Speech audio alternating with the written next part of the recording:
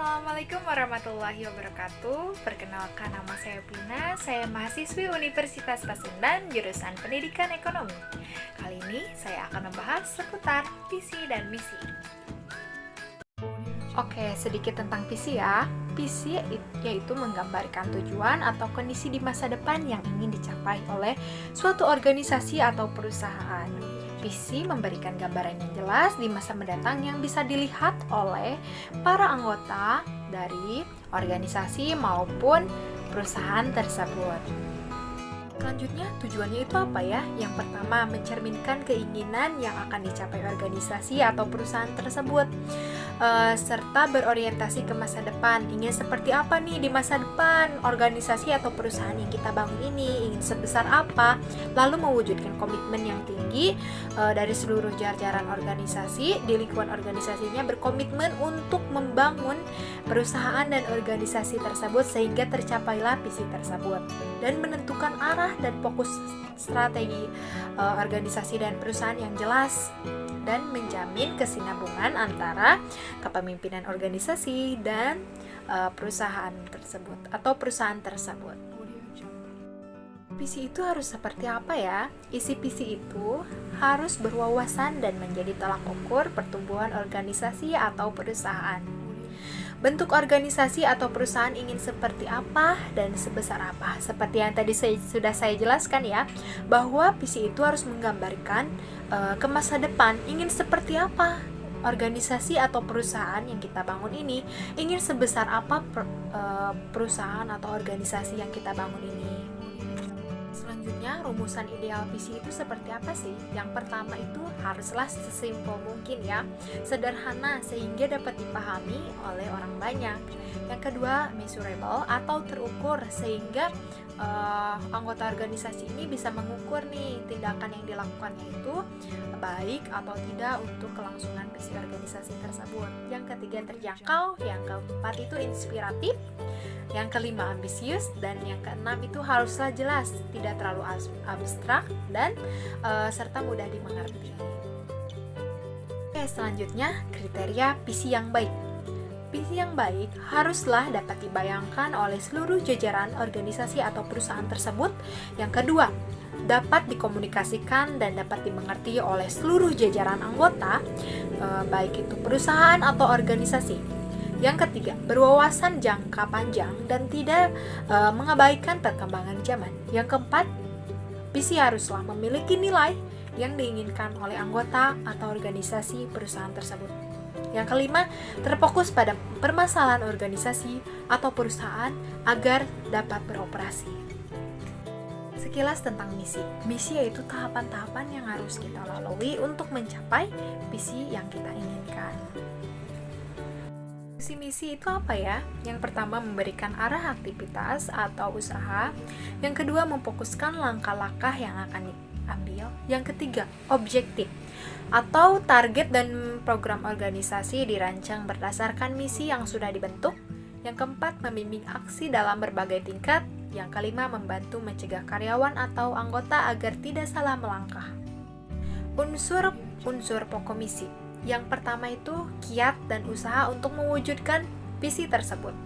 Yang kedua, nilai-nilai dasar organisasi yang dinyatakan dalam organisasi, dalam misi organisasi. Yang ketiga, segmen pasar dan pelanggan. Yang keempat, pernyataan tentang produk atau jasa yang dimasuki atau dijualnya.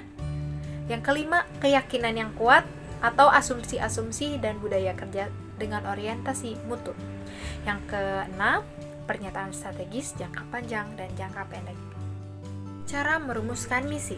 Yang pertama, haruslah melibatkan pihak-pihak yang berkepentingan di perusahaan atau organisasi tersebut.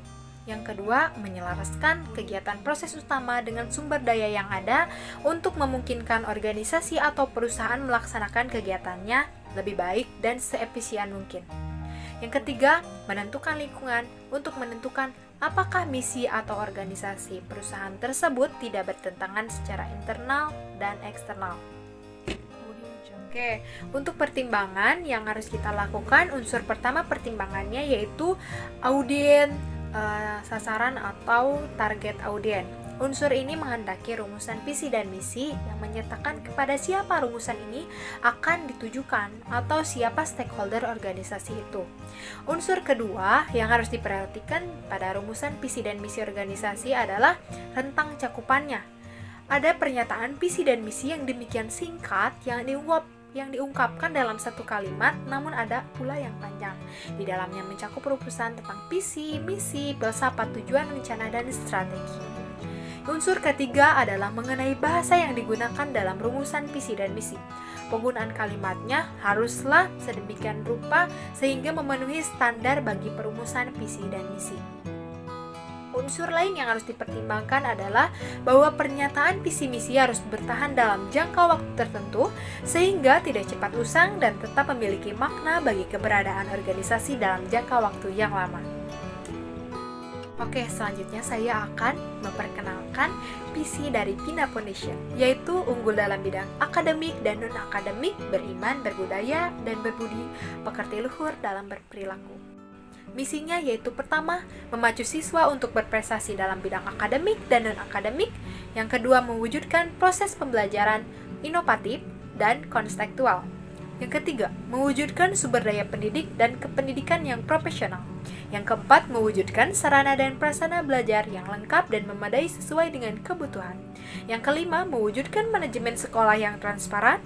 Yang keenam, mewujudkan standar biaya yang memadai dan terpenuhi. Yang ketujuh, mewujudkan sistem penilaian yang berkualitas dan akurat. Yang kedelapan, membiasakan warga sekolah untuk melaksanakan 5S, senyum, salam, sapa sopan, dan santun. Yang kesembilan, menanamkan sikap saling menghormati di antara warga sekolah. Oke, baik, kita bisa menganalisis bersama bahwa visi Pina Foundation ini sudah baik ya.